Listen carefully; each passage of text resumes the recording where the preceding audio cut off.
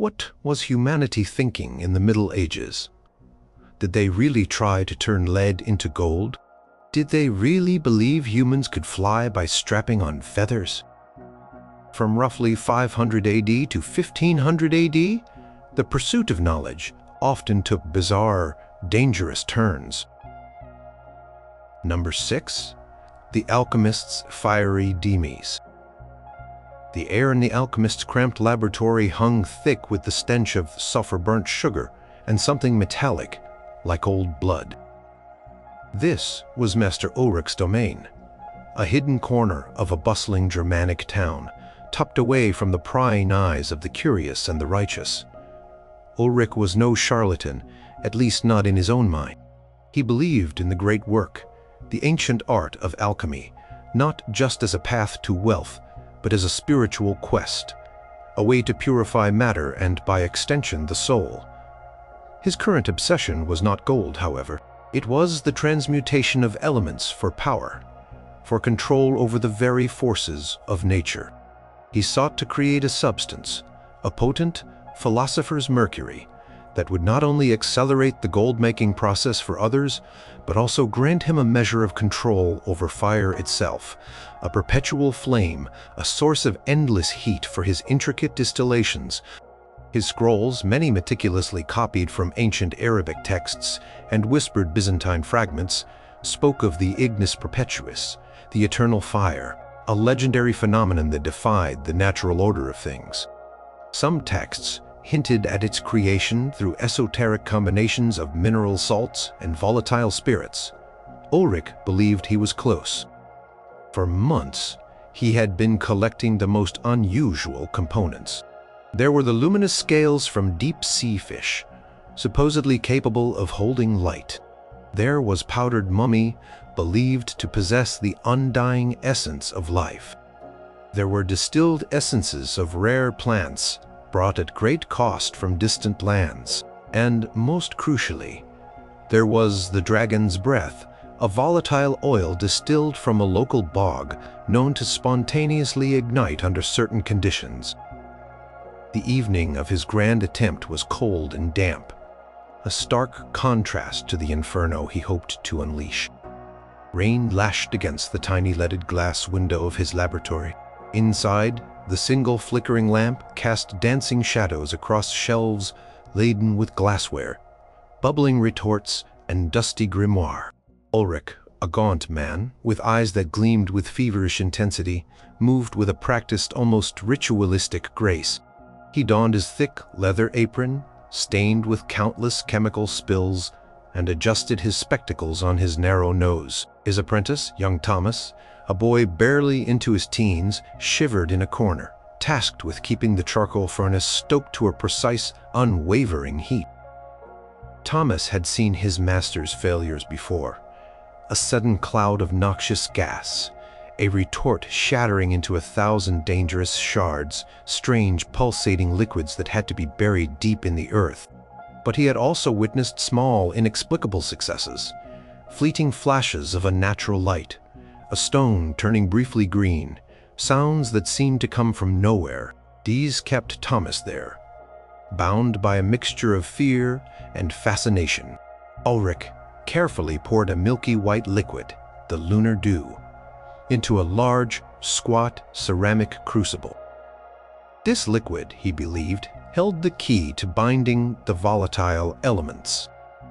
Then, with a pair of long iron tongs, he dropped in several small metallic pellets, each fashioned from a mixture of iron filings, purified lead, and a tiny sliver of what he claimed was meteoric iron fallen from the heavens. A faint hiss rose from the crucible, accompanied by a thin, acrid smoke that made Thomas cough. Ulrich ignored it, his gaze fixed on the reaction. He then began adding the dragon's breath, drop by careful drop, from a narrow-necked glass vial.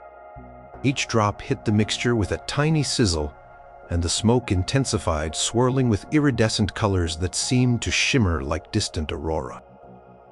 The heat from the furnace, channeled by a complex system of copper tubes, enveloped the crucible. Ulrich began to chant, a low guttural murmur from an ancient text he believed was a key to unlocking the true potential of the elements. His voice grew louder, more insistent, as the mixture in the crucible began to bubble and churn violently. The metallic pellets dissolved, vanishing into the opalescent liquid. Then, a faint blue flame no bigger than a thumb flickered into existence above the surface of the mixture.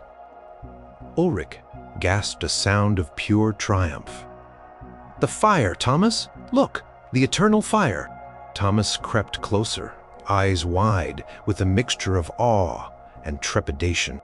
The blue flame pulsated, growing slightly, casting an eerie glow on Ulrich's excited face.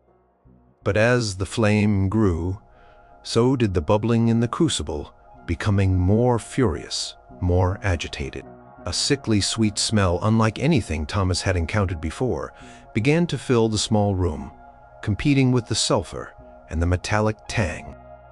Ulrich, however, was lost in his vision, his arms outstretched as if to embrace the nascent flame. He added another larger quantity of the dragon's breath, pouring it directly from the vial. A sudden violent tremor shook the small laboratory. The blue flame in the crucible flared, expanding rapidly, reaching towards the low wooden ceiling. The ceramic crucible itself began to crack with sharp, ominous sounds, fissures appearing in its glazed surface. Ulrich's triumphant smile faltered, replaced by a look of dawning horror. The mixture, reacting with uncontrolled ferocity, began to boil over, spilling its incandescent contents onto the wooden floorboards. The dragon's breath, now exposed to the air, and the immense heat, ignited with a terrifying roar. In a split second, the laboratory became an inferno. Flames erupted from the spilled liquid, climbing the shelves, engulfing the dusty scrolls, consuming the precious glassware. The air crackled with intense heat. Thomas screamed, stumbling back, his hands shielding his face. He saw Ulrich, caught in the heart of the explosion, a silhouette against the blinding orange glow. The alchemist's desperate cry was cut short as a massive surge of fire consumed him. A large, iron-bound chest near the wall, filled with more volatile substances Ulrich had been preparing, ruptured with a deafening bang, sending splinters of wood and fragments of glass flying through the air like deadly shrapnel. The small laboratory, once a place of esoteric pursuit and dangerous dreams, was instantly transformed into a burning pyre. The wooden structure groaned under the assault of the fire, timbers splitting, plaster crumbling. Thomas, miraculously untouched by the initial blast, scrambled desperately towards the door, his lungs burning from the smoke, his eyes stinging from the heat. He fumbled with the heavy bolt, his fingers numb with terror, and burst out into the cold, rainy night, gasping for breath. Behind him, the small building roared with an angry, hungry flame, the light of it momentarily eclipsing the moon.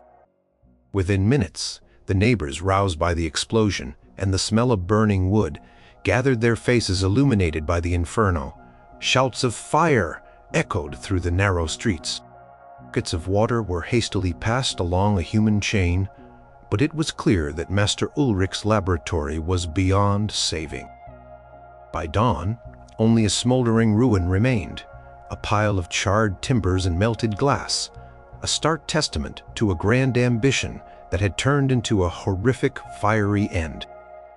No trace of Ulrich was ever found, save for the lingering, pungent odor of sulfur and something else, something metallic and acrid, clinging to the damp morning air, a ghostly signature of the alchemist's final disastrous experiment with the eternal fire.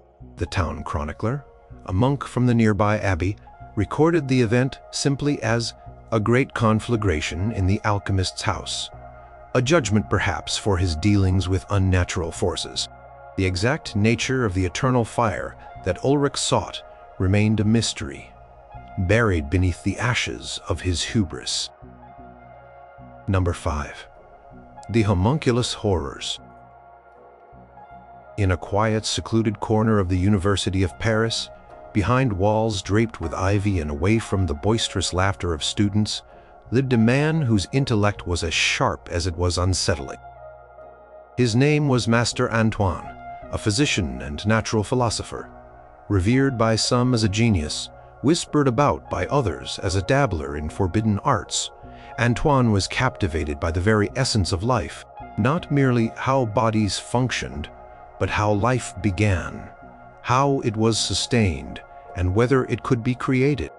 He pored over ancient Greek texts, obscure Arabic treatises on generation, and even wild fantastical tales of magical creation.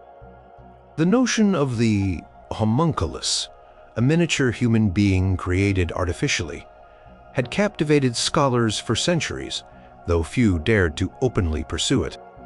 Antoine, however, saw it not as magic, but as a challenge to understand the deepest secrets of generation, to prove the capabilities of human intellect in mimicking divine creation. His laboratory, a hidden chamber beneath the university's old infirmary, was a stark contrast to Ulrich's fiery den.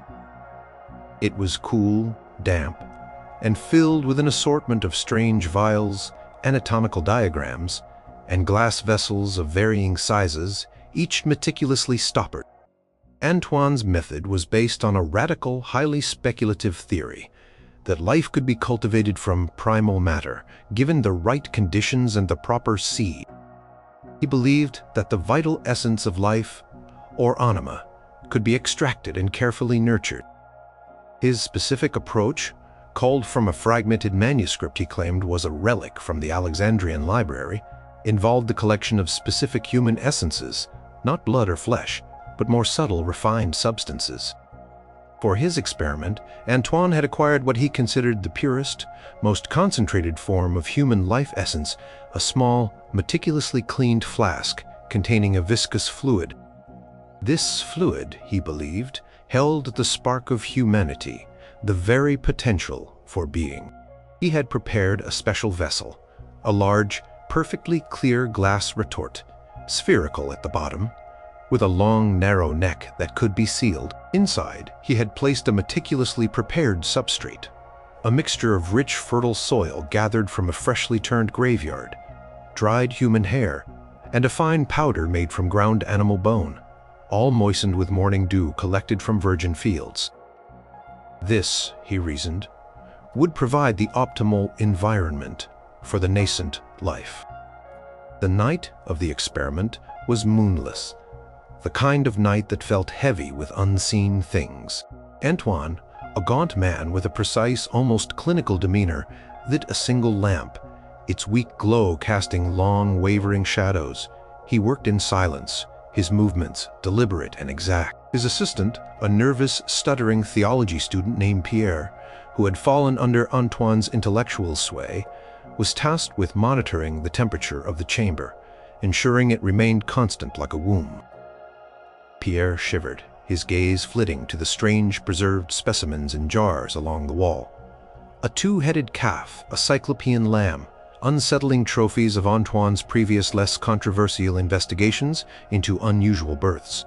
Antoine carefully poured the viscous fluid into the prepared retort, watching as it slowly spread across the substrate. Then, with a silver dropper, he added a few drops of what he called celestial dew, a concoction of distilled rainwater and ground moonstone, believing it would infuse the concoction with vital astrological energies. Finally, he sealed the retort with a tightly fitted stopper, securing it with a wax seal stamped with an obscure alchemical symbol. The vessel was then placed on a low, specially constructed platform, kept warm by a slow-burning charcoal brazier. For weeks, the retort sat there seemingly inert. Pierre, assigned to observe it, would report daily on its progress for the first few days. Nothing.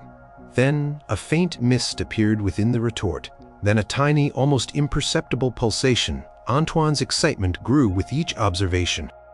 He recorded everything in a leather-bound journal, noting the temperature, the humidity, even the phase of the moon. He believed he was witnessing the fundamental process of creation unfolding before his very eyes. The mist grew denser, then began to coalesce. After nearly a month, Pierre came rushing to Antoine, his face pale, his eyes wide with a mixture of fear and wonder. "Master Antoine, it moves!" Antoine rushed to the chamber. Inside the retort, something small and indistinct stirred. Over the next few weeks, the form grew clearer. It was undeniably humanoid, tiny, no bigger than a finger, but with recognizable limbs, a head, and what appeared to be rudimentary facial features. It was a homunculus. Antoine watched it with a mixture of scientific detachment and profound awe. He named it Lumen, believing it to be a vessel of pure, intellectual light. He carefully nurtured it, feeding it daily with a diluted mixture of human blood and his own concoction of life elixirs dropped into the retort through a specially designed tube. As Lumen grew, however, it did not develop as Antoine expected. It never opened its eyes. It lay perpetually curled in the fetal position, twitching occasionally, its skin a strange waxy pallor.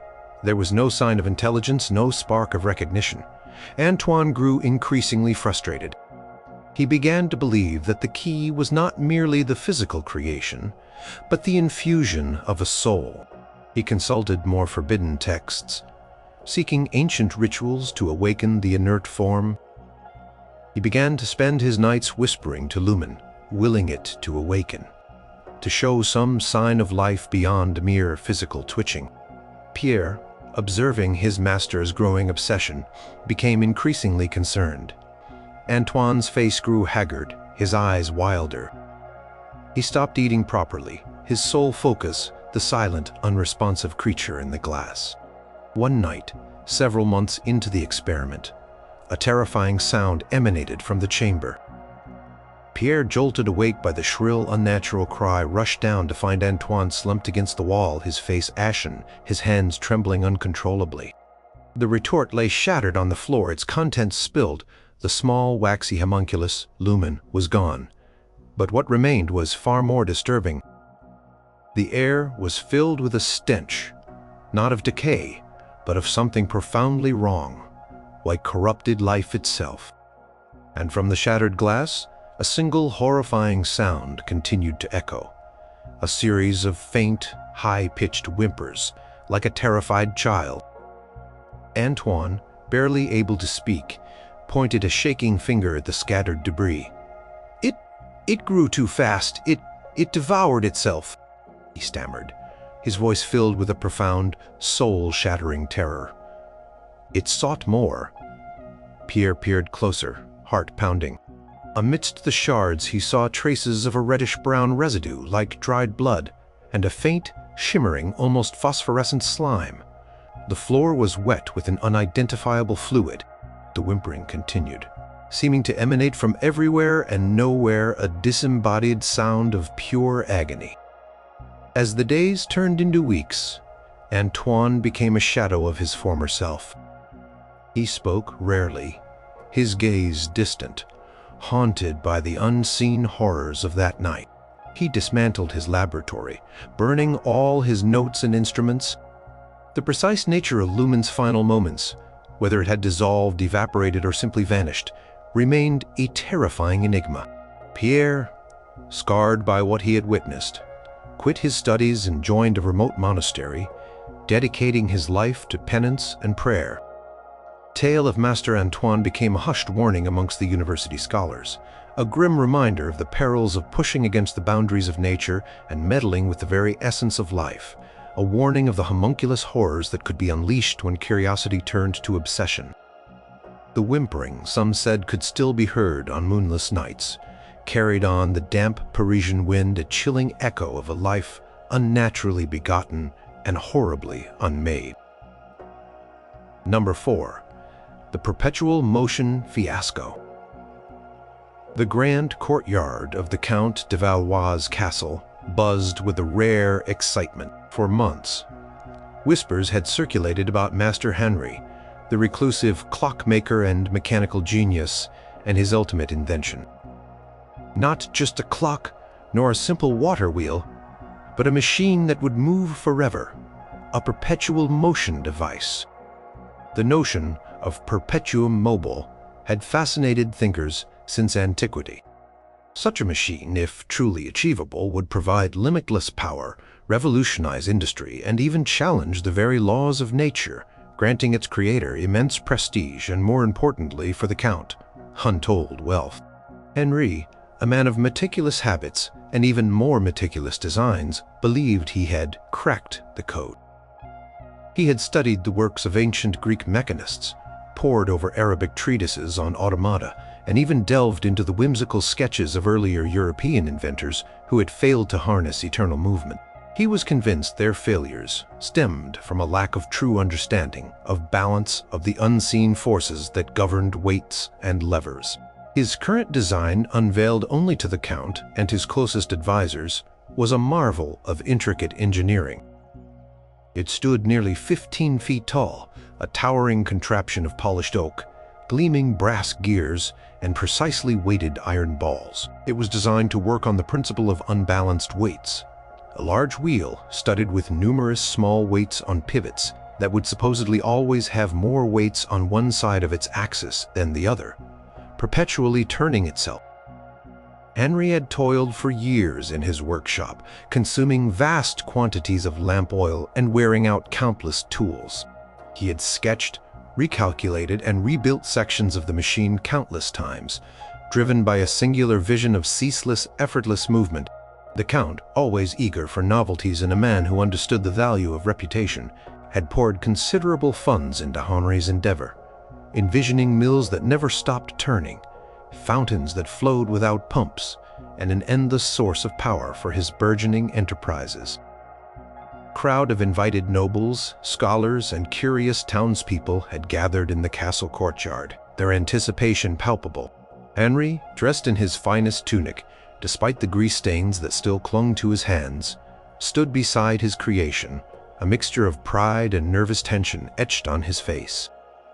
He explained the principles of his machine with passionate eloquence, describing the delicate interplay of gravity and leverage, the precision of the gearing, the ingenious way the weights were designed to shift and keep the wheel constantly off balance.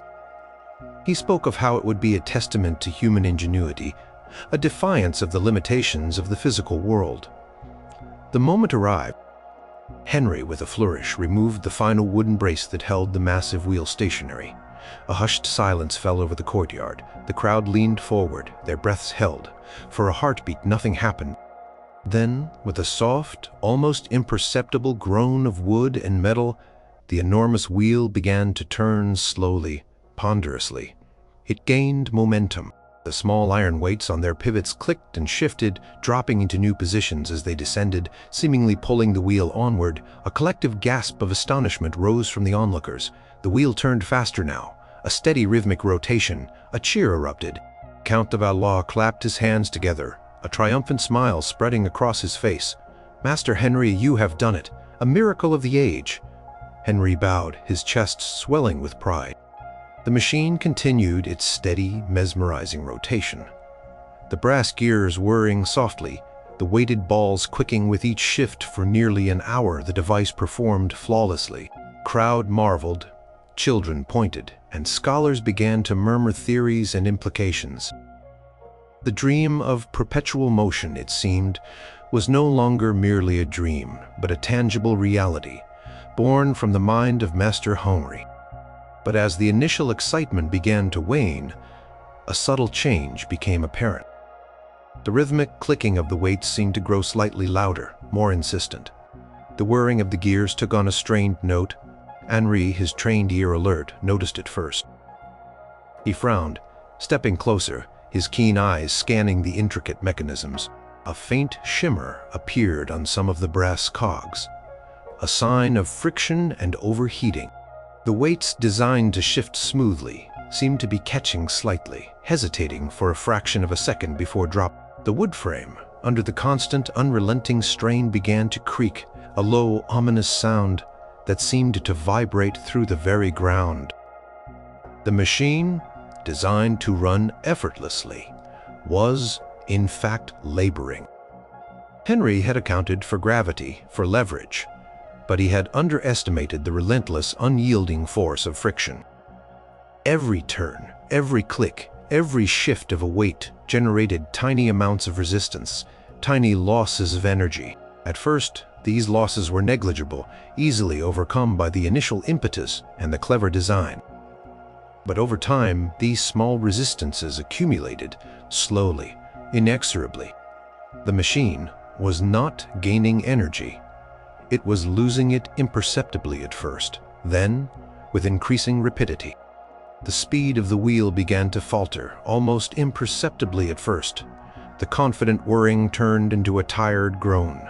The clicking of the weights became more erratic, some of them failing to drop properly, snagging on their pivots. A new sound emerged, a sharp, grinding noise from within the brass gears. Henry's face, moments before beaming with triumph, now held a look of growing despair. He knew what was happening. The machine, starved of the external energy it needed to counteract the internal resistance, was winding down. The dream was collapsing. A sudden sharp crack echoed through the courtyard. A thick oak beam, one of the main supports for the massive wheel, split along its grain, a long, jagged fissure appearing on its surface. The wheel lurched violently, its balance movement instantly disrupted. The weights, instead of gracefully shifting, now slammed against their stops with jarring force. The grinding sound intensified, a terrible shriek of metal on metal, as the gears began to warp and jam. The entire structure began to sway precariously, groaning and creaking like a ship caught in a storm. Panic erupted amongst the crowd.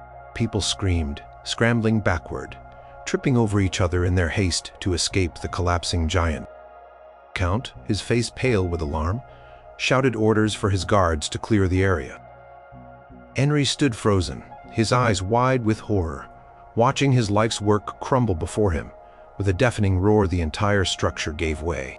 The massive wheel, no longer supported, tore free from its axles, spinning wildly for a moment before crashing down with an earth-shattering thud, shattering into 1,000 pieces of splintered wood, twisted brass, and scattered iron. Shrapnel flew through the air, sending people diving for cover. One of the large iron weights, flung clear by the momentum, struck a stone pillar near the castle gate, chipping a large chunk of rock from its base. Dust and debris filled the air, obscuring the scene. When it cleared, only a pile of ruin remained, where the magnificent machine once stood. Count de Valois stood amidst the wreckage, his face contorted with anger and disappointment, his grand plans for endless wealth reduced to a pile of expensive junk. Henry, his face streaked with dust and tears, was dragged away by the Count's guards, his dream of perpetual motion not only shattered but also having nearly caused injury and death. The experiment, a testament to relentless human ambition, had ended in a spectacular destructive failure, proving that even the most ingenious designs could not defy the fundamental relentless forces of nature. Perpetual motion machine, instead of providing endless power, had merely provided a very expensive and very dangerous lesson in the limits of human ingenuity and the unforgiving reality of friction. Number 3. The Bleeding of the Plague Doctor. The year was 1348, and the Black Death was scything its way across Europe, leaving a trail of devastation and despair in the ancient city of Florence. Panic reigned supreme. Coffins lined the streets, and the air was thick with the stench of death and burning aromatics meant to ward off the pestilence. Amidst this terror, a new kind of physician emerged. The plague doctor, clad in their distinctive leather robes, with bird-like masks filled with sweet-smelling herbs, these doctors were both feared and sought after, the last desperate hope for the afflicted. Master Piero, a renowned physician trained in the venerable medical schools of Salerno, was one such doctor. He believed fervently in the ancient theory of humors, the idea that the human body was composed of 4 vital fluids: blood, phlegm, black bile, and yellow bile, and that illness arose from an imbalance of these humors. For the plague, a disease of overwhelming heat and corruption, the immediate solution, Piero was convinced, was bloodletting. Bloodletting was not a new practice. It had been a cornerstone of medicine for centuries, but for the plague, Piero took it to extremes. He believed that the sickness was a putrefaction of the blood, a terrible excess that needed to be literally drained from the body. His method was simple, yet brutal. He would incise a vein, usually in the arm or neck, and allow a torrent of blood to flow into a basin. He aimed to bleed the patient until their fever broke, or until they showed some sign of improvement, often ignoring the increasing pallor and weakening pulse. He claimed success in a few cases, moments of fleeting remission that he attributed to the effectiveness of his drastic measures. However, the true efficacy was debated even amongst his contemporaries, and many patients simply wasted away. His latest patient was Isabella, the young, beautiful daughter of a wealthy merchant taken suddenly ill with the telltale buboes and a raging fever. Her father, desperate, had spared no expense, calling for Master Piero, who arrived with his grim, leathery entourage and a small, rusted scalpel. The merchant's villa, usually bustling with servants, was quiet, haunted by the fear of contagion. Piero, his mask's beak-like nose looming over Isabella's flushed face, examined her briefly, his gloved fingers prodding the swollen, agonizing lymph nodes in her neck and armpit. He nodded gravely. "The humors are in revolt," he pronounced, his voice muffled by the mask. "Corrupt blood must be released, swiftly and in great quantity, or the fever will consume her entirely." He instructed his assistant, a young, inexperienced man named Marco, to prepare the basins and bandages. Marco, his own face pale with fear, carefully arranged the tools. Isabella, semi-conscious, moaned softly, her breath rattling in her chest. Her mother wept silently in a corner, her face buried in her hands. Piero selected a prominent vein in Isabella's arm, his scalpel glinting dully in the dim light of the sick room. He made a swift, clean incision. Dark, thick blood immediately welled up, spilling into the basin Marco held. Piero watched the flow intently, urging Marco to keep the basin steady. The blood, so vital to life, seemed to drain away in an endless stream. Isabella's moans grew weaker, her breathing shallower. Her skin, initially flushed with fever, began to turn a ghastly ashen gray. Her lips, once rosy, were now starkly white. After what felt like an eternity, Marco, his face green, whispered, "Master, surely that is enough. She grows so weak." Piero, however, shook his head. "Not yet, Marco. The fever persists. The corruption is deep. We must persist." He continued to allow the blood to flow, his eyes fixed on the fluid, searching for signs of purification, for a change in its color or consistency that would indicate the humors were rebalancing. The basin was half full, then 3/4 full. The room grew silent, save for the rhythmic dripping of blood, and Isabella's faint fading breaths. Suddenly, Isabella's eyes fluttered open. She looked directly at Piero, a terrifying clarity in her gaze, a flicker of pure, unadulterated fear. Her lips parted as if to speak, but only a gurgling sound escaped. Her body convulsed once, a terrible spazzing shudder that rocked the bed.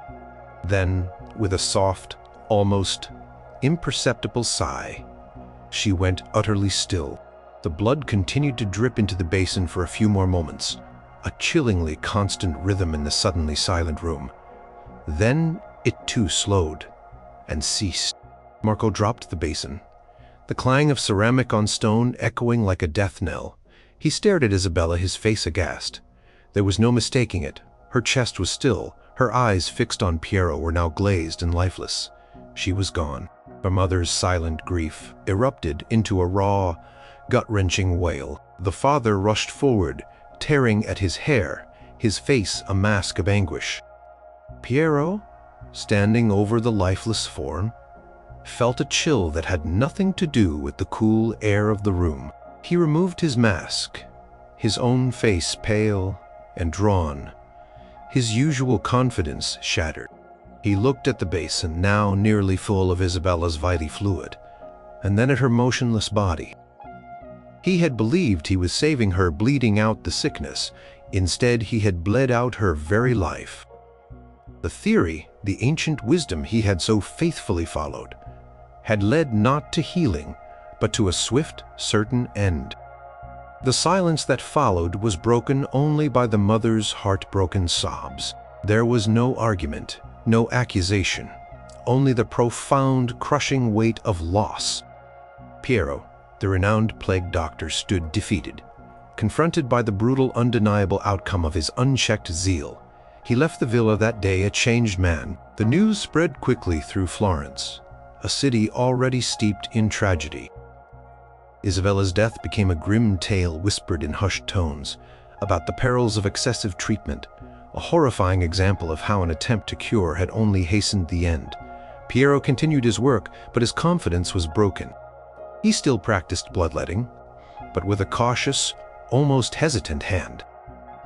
He often found himself staring at the faces of his patients, haunted by the image of Isabella's eyes, filled with fear as life drained from her. The Black Death eventually subsided, but the memory of those dark days and the disastrous attempts to combat it remained. Piero's attempt to staunch the plague's flow by releasing the body's own vital force had not cleansed, but extinguished, leaving behind only the chilling truth of his terrible mistake, a stark reminder that even the most well-intended cures could go horribly, fatally wrong. Number 2. The crashing flight of Aylmer. High above the river Severn, on the windswept ramparts of Malmesbury Abbey, stood a figure wrapped in heavy robes. This was Aylmer, a Benedictine monk, but not one given to quiet contemplation of scripture alone.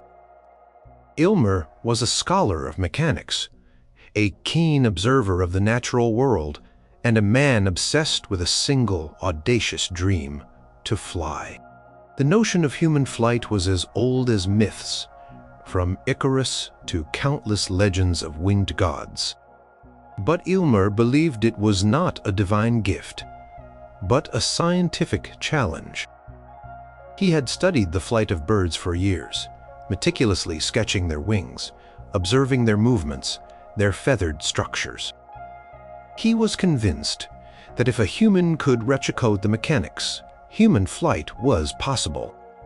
He envisioned a mechanism, a pair of large, articulated wings that would lift him into the air, allowing him to soar like a bird. He pored over ancient texts on aerodynamics, though the term itself would not exist for centuries. He believed that the density of air, the power of a leap, and the proper wing surface could overcome the relentless pull of gravity. His fellow monks, while respecting his intellect, considered his obsession a strange eccentricity, a harmless diversion. Some saw it as a spiritual quest, an attempt to reach closer to the heavens. Aylmer, however, saw it as a profound physical experiment, a test of his understanding of natural laws. His workshop, a small drafty room within the abbey, was filled with strange materials. Cured leather stretched over wooden frames, large bundles of goose and swan feathers, meticulously carved wooden mechanisms, and spools of strong hemp rope. Aylmer had spent months constructing his wings, painstakingly assembling each feather, balancing the weight, adjusting the straps. The wingspan was enormous, nearly 10 feet across, designed to provide maximum lift. He had fashioned a harness that would allow him to strap the wings firmly to his back and arms, giving him control over their movement. He had even designed a rudimentary tail, made of stiffened hide, to provide stability. The day of his grand experiment was chosen for its clear skies and a gentle breeze, a day he believed was perfect for flight. News of his attempt had spread, and a small, curious crowd had gathered below the abbey walls, a mixture of skeptics and hopefuls. Monks peered from windows, their faces a mix of apprehension and awe. Aylmer, dressed in his normal robes, but with the enormous wings strapped to his back, stood on the highest point of the abbey's north tower, a sheer drop of some 60 feet to the ground below. The wind tugged at his robes, a subtle reminder of the power he sought to harness. His heart pounded, not from fear, but from the immense anticipation of a moment he had dreamed of for years. He looked out over the valley, the river snaking through the landscape, the trees swaying gently. This was it. The culmination of years of study, of countless hours of labor. He tightened the straps, took a deep breath, and then, with a silent prayer, he launched himself from the tower. For a few breathtaking seconds, it seemed as if his dream had become reality. The enormous wings caught the wind and Ulrich soared. He did not plummet immediately. He glided, his body outstretched, the wind whistling past his ears. A collective gasp rose from the crowd below. He was flying. He was actually flying. For a moment, he felt an exhilarating sense of triumph, a fleeting taste of what it was to be free of the earth. He flapped his arms, the wings responding, pushing against the air. He was moving forward, descending slowly, but undeniably under control. Chronicles of the time, such as the Chronicon ex Chronicus by Florence of Worcester, would later describe this brief miraculous moment. But then the subtle flaws in his design began to manifest. Ulrich had accounted for the lift for the forward motion, but he had underestimated the crucial role of a tail in maintaining balance and control during landing. Birds use their tails for steering, for braking, for precise adjustments. Ulrich's rudimentary tail, though present, was insufficient. As he descended, gathering speed, he found he could not properly control his angle of approach. His body began to tilt, his wings flapping wildly, desperately trying to correct the imbalance. The gentle breeze which had initially aided him now seemed to buffet him erratically. The graceful glide transformed into a desperate, uncontrolled descent. He spun his feet, flailing, his wings twisting and bucking against his efforts. The ground rushed up towards him with terrifying speed. The cheers from below turned into shouts of alarm, then gasps of horror. Ulrich, seeing the inevitable, tried to adjust his body, to brace for impact, but it was too late.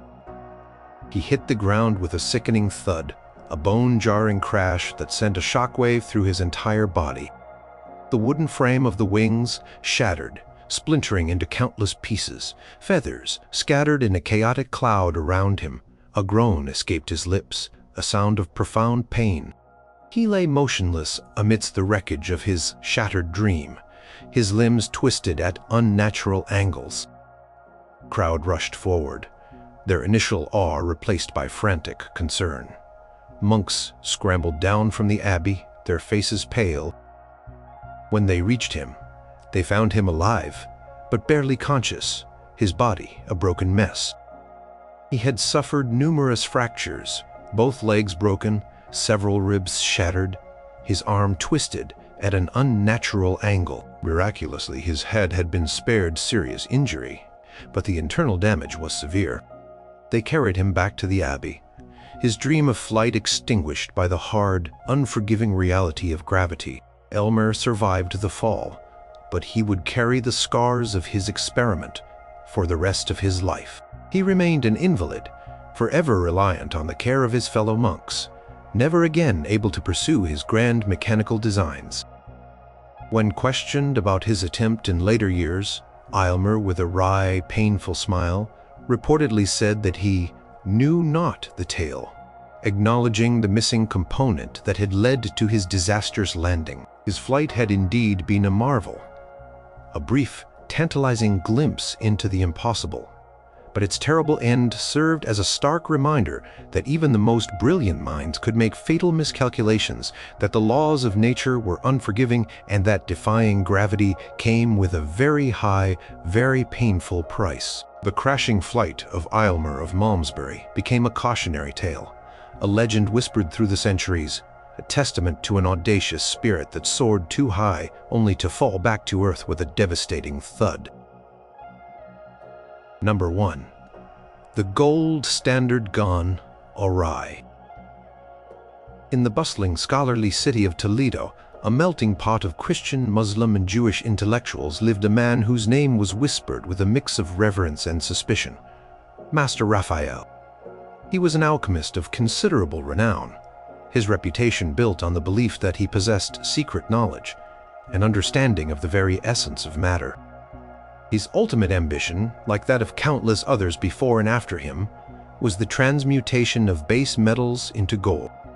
Not just any gold, but pure, malleable, endlessly generative gold. The ultimate alchemical prize, the material manifestation of perfection. This was not mere greed for Raphael, it was a philosophical quest.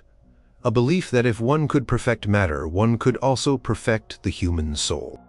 He believed that lead, being the heaviest and most imperfect of metals, held within it the latent potential for gold, merely awaiting the correct alchemical processes to transform it. Raphael had spent decades studying ancient texts, experimenting with various reagents, and refining his processes. His laboratory, located in a secluded cellar beneath his inherited villa, was a labyrinth of furnaces, alembics, retorts, and bubbling vats.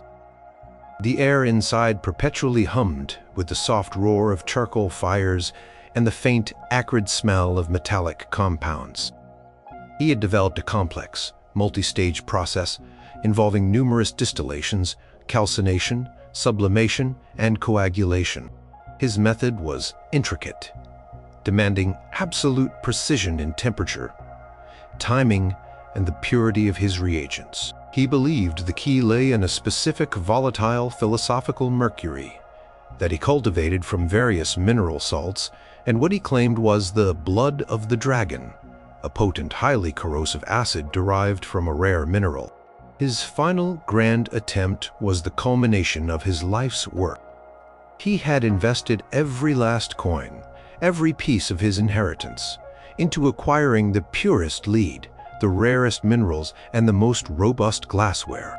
He had prepared a massive, custom-built furnace capable of sustaining immense constant heat for days on end. His assistants, two nervous but loyal apprentices, were sworn to secrecy, their lives intertwined with Raphael's perilous pursuit. They had witnessed his obsessive dedication, the fleeting glimpses of strange, shimmering substances in his retorts, and the occasional, terrifying explosion that would rattle the very foundations of the villa the momentous day arrived.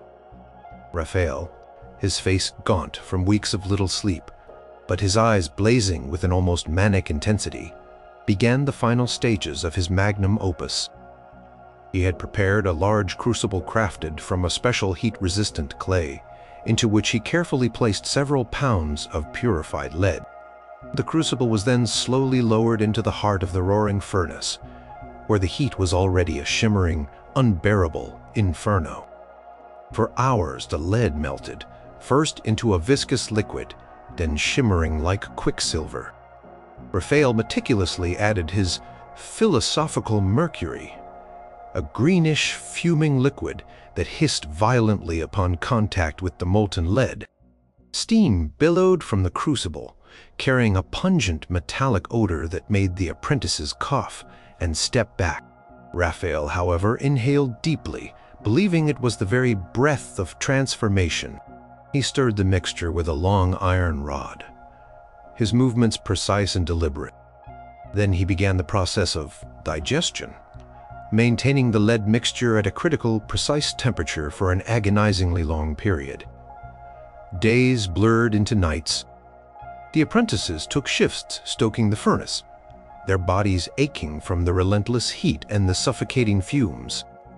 Raphael rarely left the crucible, his gaze fixed on the molten contents, waiting for the signs of change, a subtle shift in color, a faint iridescence, the appearance of the fabled king of metals.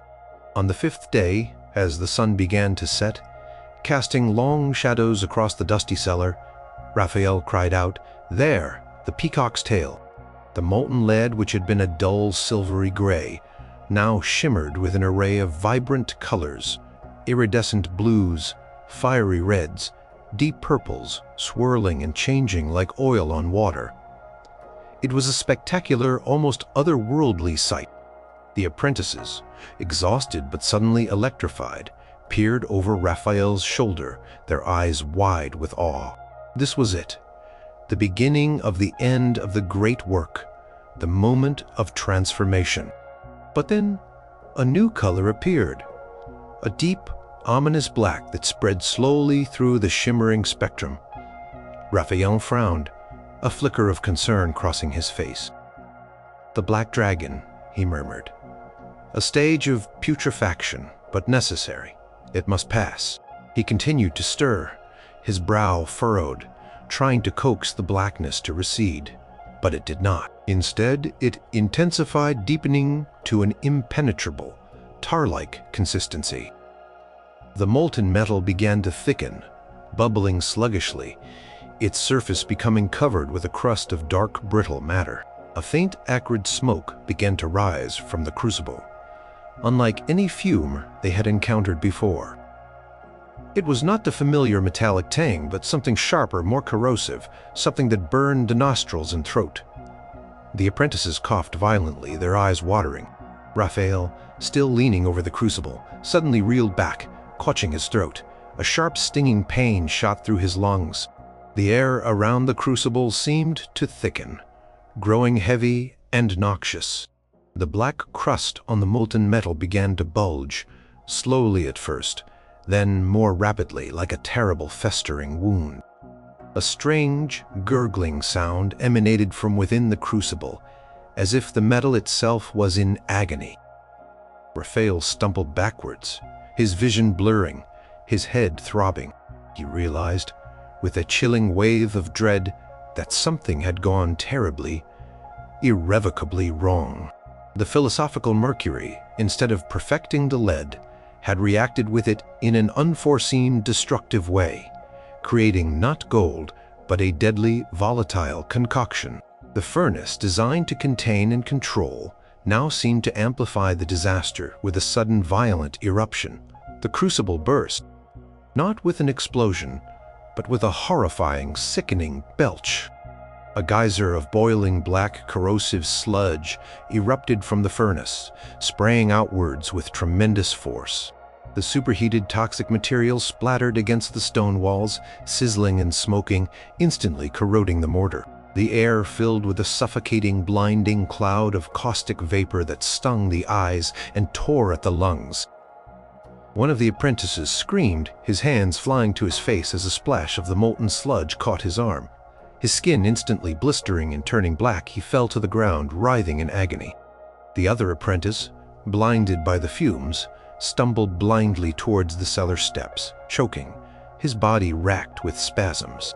Raphael, caught in the direct line of the eruption, gasped a terrible rattling sound. The boiling black substance splashed across his face and chest, instantly searing his flesh. He collapsed, his body convulsing, the air burning his throat with every desperate breath. The cellar filled with screams and the chilling hiss of the corrosive material. The furnace, still roaring, continued to churn out the deadly fumes from the ruptured crucible, turning the enclosed space into a chamber of torment and death. By the time the villa servants, alerted by the screams and the acrid stench, managed to force open the heavy cellar door, it was too late. They found a scene of absolute horror. The cellar floor slick with a black, viscous, smoking residue, the stone walls scarred and pitted, and the three men lying motionless amidst the ruins of Raphael's grand experiment. The apprentices were dead, their bodies horribly disfigured by the corrosive material.